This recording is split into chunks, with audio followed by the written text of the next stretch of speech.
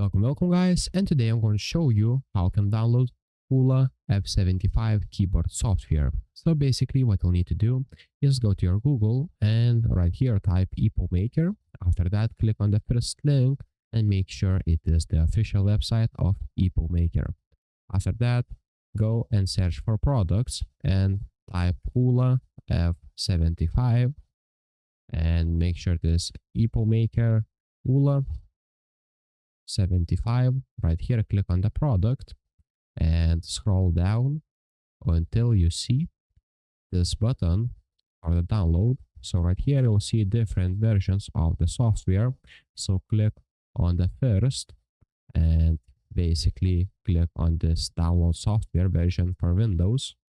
And after you finish downloading, you'll need to go to the downloads and extract the files. After that, you'll see the setup and the application for the setup.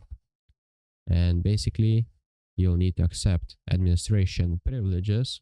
And after that, just as you can see, it is normal setup for the installation. So if this video was helpful, please make sure to subscribe to Guide to Everything, comment down below for the algorithm, and see you in the next one. Peace.